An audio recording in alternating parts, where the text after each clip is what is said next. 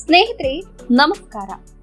ಭಾರತ್ ಮಾಲಾ ಯೋಜನೆಯ ಅಡಿಯಲ್ಲಿ ಉತ್ತಮ ಗುಣಮಟ್ಟದ ಹೆದ್ದಾರಿಗಳು, ಹೈ ಕ್ವಾಲಿಟಿ ಎಕ್ಸ್‌ಪ್ರೆಸ್ ವೇಗಳು ಹಾಗೂ ಗ್ರೀನ್ ಫೀಲ್ಡ್ ಎಕ್ಸ್‌ಪ್ರೆಸ್ ವೇಗಳು ನಿರ್ಮಾಣ ಆಗ್ತಿವೆ. ಅದರಲ್ಲಿ ಪುಣೆ ಬೆಂಗಳೂರು ಎಕ್ಸ್‌ಪ್ರೆಸ್ ವೇ ಕೂಡ ಒಂದಾಗಿದೆ. ಈ ಮೂಲಸೌಕರ್ಯ ಕಾರ್ಯಕ್ರಮದ ಹಿಂದಿನ ಪ್ರಮುಖ ಕಾರಣ ಏನೆಂದರೆ ಅಸ್ತಿತ್ವದಲ್ಲಿರುವ ರಸ್ತೆಗಳ ಉನ್ನತೀಕರಣ ಮತ್ತು ವಿಸ್ತರಣೆ, ಉತ್ತಮ ದರ್ಜೆಯ ಹೆದ್ದಾರಿಗಳು ಮತ್ತು ಎಕ್ಸ್‌ಪ್ರೆಸ್ ವೇಗಳೊಂದಿಗೆ ಎರಡು ರಾಜ್ಯಗಳ ಉದ್ಯಮ, ಹಣಕಾಸು ಹಾಗೂ ವ್ಯಾಪಾರ ಸೇರಿದಂತೆ ಇಡೀ ಆರ್ಥಿಕತೆಯು ವೇಗದಲ್ಲಿ ಬೆಳೆಯುತ್ತದೆ. ಭಾರತ ಸರ್ಕಾರವು ಭಾರತ್ ಮಾಲಾ 2ನೇ ಹಂತದ ಯೋಜನೆಯ ಅಡಿಯಲ್ಲಿ ಎರಡು ಪ್ರಮುಖ ನಗರಗಳಾದ ಈಸ್ಟ್ ಆಕ್ವರ್ಡ್ ಎಂದು ಕರೆಯುವ ಪುಣೆ ನಗರ ಹಾಗೂ ಭಾರತದ ಸಿಲಿಕಾನ್ ವ್ಯಾಲಿ ಎಂದು ಪ್ರಸಿದ್ಧಿಯಾಗಿರುವ ಬೆಂಗಳೂರು ನಗರಕ್ಕೆ ವೇಗವಾದ ಸಂಪರ್ಕಕ್ಕೆ 8 ಲೇನ್ಗಳ ಎಕ್ಸ್‌ಪ್ರೆಸ್ ವೇ ನಿರ್ಮಾಣ ಮಾಡಲು ಸರ್ಕಾರ ಗ್ರೀನ್ ಸಿಗ್ನಲ್ ಕೊಟ್ಟಿದೆ. ಈ ಪುಣೆ ಬೆಂಗಳೂರು ಎಕ್ಸ್‌ಪ್ರೆಸ್ ವೇಗೆ ಸಂಬಂಧಪಟ್ಟ ಹಾಗೆ ತುಂಬಾ ದಿನಗಳಿಂದ ಚರ್ಚೆಗಳು ನಡೆದಿವೆ.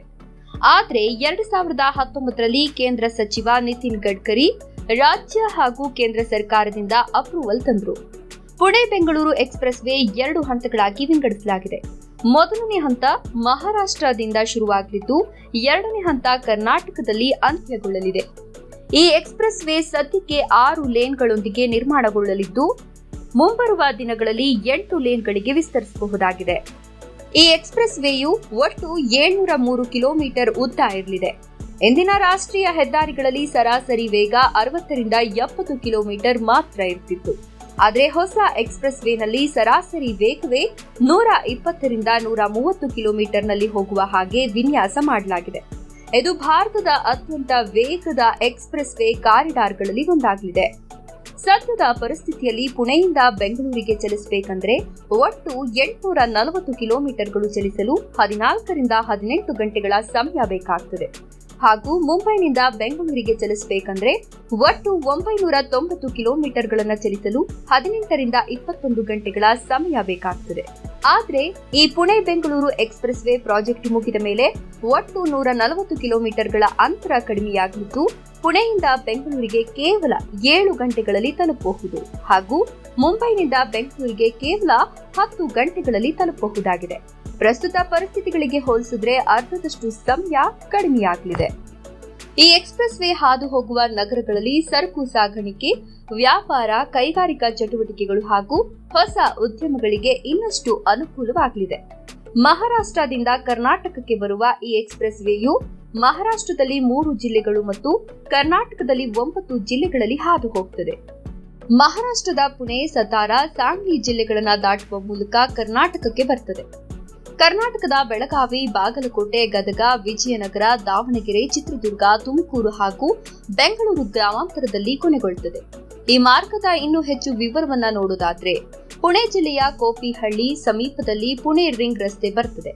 ಈ ಎಕ್ಸ್‌ಪ್ರೆಸ್ ವೇಯು ಕೋಪಿಹಳ್ಳಿಯಲ್ಲಿ ಶುರುವಾಗಿ ಬೋರ್, ಕಂಡಲ, ಪಲ್ಟಾನ್, ಕೋರೆಗಾನ್, ಖತಾವ್, ಖಾನಾಪುರ, ಟಸ್ಗನ್, ಕವಥೆ, ಮಹನ್ಕಲ್ ಇಷ್ಟು ಜಿಲ್ಲೆಗಳಲ್ಲಿ ಹಾದು ಸಾಂಗ್ಲಿಯ ಮೀರಜ್ನಲ್ಲಿ ಈ ಎಕ್ಸ್‌ಪ್ರೆಸ್ ವೇ ಮಹಾರಾಷ್ಟ್ರದ ಗಡಿ ದಾಟುವ ಮೂಲಕ ಕರ್ನಾಟಕಕ್ಕೆ ಬರ್ತದೆ.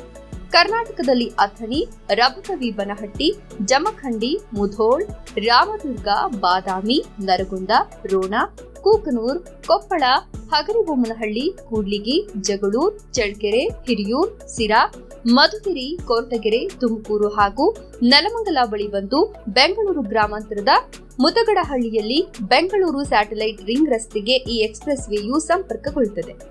ಮಹಾರಾಷ್ಟ್ರದಲ್ಲಿ ಈ ಎಕ್ಸ್‌ಪ್ರೆಸ್ ವೇಯು 222 ಕಿಲೋಮೀಟರ್ಗಳಷ್ಟು ಇದ್ದು ಕರ್ನಾಟಕದಲ್ಲಿ 496 ಕಿಲೋಮೀಟರ್ಗಳಷ್ಟು ಉದ್ದ ಇದೆ. ಈ ಎಕ್ಸ್‌ಪ್ರೆಸ್ ವೇಯು ಬಹುಪಾಲು ಕರ್ನಾಟಕದಲ್ಲಿ ಚಲಿಸುತ್ತದೆ. ಈ ಯೋಜನೆ ಭಾರತೀಯ ರಾಷ್ಟ್ರೀಯ ಹೆದ್ದಾರಿ ಪ್ರಾಧಿಕಾರದ ಒಂದು ಮಹತ್ವಾಕಾಂಕ್ಷೆಯ ಯೋಜನೆಯಾಗಿದೆ. 6ರಿಂದ 8 ಲೇನ್ ಎಕ್ಸ್‌ಪ್ರೆಸ್ ವೇ ವಿನ್ಯಾಸ ಇರುತ್ತದೆ. ಸರ್ವಿಸ್ ರಸ್ತೆಗಳು, ಎಮರ್ಜೆನ್ಸಿ ಲೇನ್ಗಳು, ಸುಧಾರಿತ ಟ್ರಾಫಿಕ್ ಮಾನಿಟರಿಂಗ್ ಸಿಸ್ಟಮ್ ಮತ್ತು ಇವಿ ಚಾರ್ಜಿಂಗ್ ಪಾಯಿಂಟ್ಗಳು ಕೂಡ ಇರಲಿವೆ. ಸ್ನೇಹಿತರೆ, ಒಂದು ವಿಷಯ ಖಚಿತ ಎಂದಾದ್ರೆ ಪುಣೆ ಬೆಂಗಳೂರು ಎಕ್ಸ್‌ಪ್ರೆಸ್ ವೇ ಪ್ರಯಾಣಿಕರಿಗೆ ದೃಶ್ಯ ಉಪಚರವಾಗಲಿದೆ. ಯಾಕಂದ್ರೆ ಈ ಎಕ್ಸ್‌ಪ್ರೆಸ್ ವೇಯು ಒಟ್ಟು 10 ನದಿಗಳನ್ನ ದಾಟ್ತದೆ. ನೀರ, ಏರಲ, ಚಂದ್, ಅಗ್ರಣಿ, ಕೃಷ್ಣ, ಘಟಪ್ರಭಾ, ಮಲಪ್ರಭಾ, ತುಂಗಾಭದ್ರಾ, ಚಿಕ್ಕಹಗರಿ ಹಾಗೂ ವೇದಾವತಿ ನದಿಗಳ ಮೇಲೆ ಎಕ್ಸ್‌ಪ್ರೆಸ್ ವೇಯು ಹಾದು ಹೋಗುತ್ತದೆ. ಒಟ್ಟು 702 ಕಿಲೋಮೀಟರ್ ಉದ್ದದ ಪುಣೆ ಬೆಂಗಳೂರು ಎಕ್ಸ್‌ಪ್ರೆಸ್ ವೇನಲ್ಲಿ 42 major bridges, 206 minor bridge, 77 box type MNB, 6 railway overbridge, 59 vehicular underpass, 120 light vehicular underpasses, 59 small vehicular underpass, 45 vehicular overpass ಹಾಗೂ 21 ಫ್ಲೈಓವರ್ಸ್ಗಳು ನಿರ್ಮಾಣವಾಗಿದೆ. ಈ ಎಕ್ಸ್‌ಪ್ರೆಸ್ ವೇನಲ್ಲಿ ಮೇನ್ ಟೋಲ್ ಪ್ಲಾಜಾಗಳು, ರ್ಯಾಮ್ ಟೈಪ್ ಟೋಲ್ ಪ್ಲಾಜಾಗಳು, CCTV ಕ್ಯಾಮೆರಾಗಳು, emergency calling ಬೂತ್ಗಳು, fuel ಸ್ಟೇಷನ್ಗಳು, ಟ್ರಕ್ ಲೇನ್ಗಳು, ಬಸ್ ಲೇನ್ಗಳು ನಿರ್ಮಾಣಗೊಳ್ಳಲಿವೆ. ಪುಣೆ ಬೆಂಗಳೂರು ಎಕ್ಸ್‌ಪ್ರೆಸ್ ವೇ ನಿರ್ಮಾಣ ಆಗ್ತಿರುವ ಜಾಗದಲ್ಲಿ 22,000 ಮರಗಳನ್ನು ಕತ್ತರಿಸಲಾಗಿದೆ. ಪರಿಸರದ ಕಾಳಜಿಯಿಂದಾಗಿ ಅದನ್ನ ಸರಿದೂಗಿಸಲು ಮತ್ತೊಂದು ಕಡೆ ಗಿಡಗಳನ್ನು ನೆಡಲಾಗುತ್ತಿದೆ. ಇನ್ನು ಪುಣೆ ಬೆಂಗಳೂರು ಎಕ್ಸ್‌ಪ್ರೆಸ್ ವೇ ಭೂ ಸ್ವಾಧೀನ ವಿಚಾರದ ಬಗ್ಗೆ ನೋಡೋಣ. ಮಹಾರಾಷ್ಟ್ರದಲ್ಲಿ 2,900 ಎಕರೆ ಭೂ ಸ್ವಾಧೀನ ಮಾಡಲಾಗಿದೆ. ಕರ್ನಾಟಕದಲ್ಲಿ 5,000 ಎಕರೆ ಭೂ ಸ್ವಾಧೀನ ಮಾಡಲಾಗಿದೆ. ಈ ಪುಣೆ ಬೆಂಗಳೂರು ಎಕ್ಸ್‌ಪ್ರೆಸ್ ವೇ ನಿರ್ಮಾಣಕ್ಕೆ 7,900 ಎಕರೆ ಭೂ ಸ್ವಾಧೀನ ಮಾಡಲಾಗಿದೆ. ಈ ಪ್ರಾಜೆಕ್ಟ್ ನಿರ್ಮಾಣ ಮಾಡಲು ಒಟ್ಟು 55,000 ಕೋಟಿ ವೆಚ್ಚ ಆಗಲಿದೆ. ಇನ್ನು ಈ ಎಕ್ಸ್‌ಪ್ರೆಸ್ ವೇ ಪ್ರಸ್ತುತ ಸ್ಥಿತಿ ನೋಡೋಣ. ಪುಣೆ ಬೆಂಗಳೂರು ಎಕ್ಸ್‌ಪ್ರೆಸ್ ವೇ ನಿರ್ಮಾಣಕ್ಕೆ ಬೇಕಾದ ಎಲ್ಲಾ ಕ್ಲಿಯರೆನ್ಸ್ ಸರ್ಟಿಫಿಕೇಟ್ಗಳು ಸಿಕ್ಕಿವೆ. 2 ರಾಜ್ಯಗಳಲ್ಲಿ ಭೂ ಸ್ವಾಧೀನ ಕಾರ್ಯಕ್ರಮ ನಡೆದಿದೆ. ಇದಾದ ಬಳಿಕ ಸಿವಿಲ್ ಕನ್ಸ್ಟ್ರಕ್ಷನ್ಗೆ ಟೆಂಡರ್ ಕರೆಯಲಾಗುತ್ತದೆ. 2028ಕ್ಕೆ ಈ ಎಕ್ಸ್‌ಪ್ರೆಸ್ ವೇ ನಿರ್ಮಾಣ ಮುಗಿಯುತ್ತದೆ ಅಂತ ಹೇಳಲಾಗಿದೆ. ಹಾಗೆಯೇ ಇದು ಪ್ರವೇಶ ನಿಯಂತ್ರಿತ ಎಕ್ಸ್‌ಪ್ರೆಸ್ ವೇ ಆಗಿರೋದ್ರಿಂದ ಜಾನುವಾರು ದಾಟುವಿಕೆ ಆಗಲಿ, ಹಳ್ಳಿಗಳ ದಟ್ಟಣೆ ಆಗಲಿ ಯಾವುದೂ ಇರೋದಿಲ್ಲ. ಇಲ್ಲಿ ಮುಖ್ಯವಾಗಿ ಸುರಕ್ಷತಾ ಮಾನದಂಡಗಳು ಮತ್ತು ಅಂತಾರಾಷ್ಟ್ರೀಯ ಮಟ್ಟದಲ್ಲಿ ಪರಿಗಣಿಸಲಾಗಿದೆ. ಈ ಹೊಸ ಎಕ್ಸ್‌ಪ್ರೆಸ್ ವೇ ಕೇವಲ ಪ್ರಯಾಣದ ಸಮಯ ಕಡಿಮೆ ಮಾಡೋದಲ್ಲ, ಇದರಿಂದಾಗುವ ಅನುಕೂಲಗಳು ತುಂಬಾ ಇವೆ. ಕರ್ನಾಟಕ ಮತ್ತು ಮಹಾರಾಷ್ಟ್ರ ನಡುವೆ ಕೈಗಾರಿಕಾ ಸಂಪರ್ಕ ಹೆಚ್ಚಾಗಲಿದೆ. ಪುಣೆ ಬೆಂಗಳೂರು ಟೆಕ್ ಕಾರಿಡಾರ್ ಇನ್ನಷ್ಟು ಬಲವಾಗಲಿದೆ. ಲಾಜಿಸ್ಟಿಕ್ಸ್ ವಲಯಗಳನ್ನು ಪರಿಗಣಿಸುತ್ತಿದ್ರೆ ಟ್ರಕ್ ಚಲನವಲನಗಳು, ಸರಕು ಚಲನೆ 2 ಪಟ್ಟು ವೇಗವಾಗಿ ನಡೆಯಲಿದೆ. ಜೊತೆಗೆ ಕರ್ನಾಟಕ ಹಾಗೂ ಮಹಾರಾಷ್ಟ್ರದ ಪ್ರವಾಸೋದ್ಯಮ ಕೂಡ ತುಂಬಾ ಹೆಚ್ಚಾಗ್ತದೆ. ಈ ಒಂದು ಯೋಜನೆಯಲ್ಲಿ ಪರಿಸರದ ಪ್ರಭಾವ ಕೂಡ ಗಮನದಲ್ಲಿಟ್ಟುಕೊಂಡಿದ್ದಾರೆ. ನಾಯ್ಸ್ ಬ್ಯಾರಿಯರ್ಗಳು, ಮರ ನೆಡುವಿಕೆ, ಹಸಿರು ಕಾರಿಡಾರ್ ಅಭಿವೃದ್ಧಿ, ಮಳೆ ನೀರು ಕೊಯ್ಲು ಎಲ್ಲವನ್ನೂ ಕೂಡ ಸಂಯೋಜಿಸಲಾಗುತ್ತಿದೆ. ಈ ಮಹತ್ವಾಕಾಂಕ್ಷಿ ಯೋಜನೆಗೆ ಅಂದಾಜು 50ರಿಂದ 55,000 ಕೋಟಿ ರೂಪಾಯಿ ವೆಚ್ಚವಾಗಿದೆ ಅಂತ ಅಂದಾಜಿಸಲಾಗಿದೆ. ಭೂ ಸ್ವಾಧೀನ, ರಸ್ತೆ ನಿರ್ಮಾಣ, ಫ್ಲೈಓವರ್ಗಳು, ಇಂಟರ್ಚೇಂಜ್ಗಳು ಎಲ್ಲವೂ ಸೇರಿ ಈ ಮೊತ್ತದಲ್ಲಿ ಅಭಿವೃದ್ಧಿಪಡಿಸಲಾಗುತ್ತಿದೆ. ನಮ್ಮ ಭಾರತದ ಬೆಳವಣಿಗೆಗೆ ಇದು ಮೈಲಿಗಲ್ಲು ಯೋಜನೆಯಾಗಿ ಗುರುತಿಸಿಕೊಳ್ಳಲಿದೆ. ವಿಡಿಯೋ ಇಷ್ಟ ಆದರೆ ಲೈಕ್ ಕೊಟ್ಟು ಶೇರ್ ಮಾಡಿ. ಹಾಗೆ ತಪ್ಪದೆ ನಮ್ಮ ಚಾನೆಲ್ ಅನ್ನು ಸಬ್ಸ್ಕ್ರೈಬ್ ಮಾಡಿಕೊಳ್ಳಿ.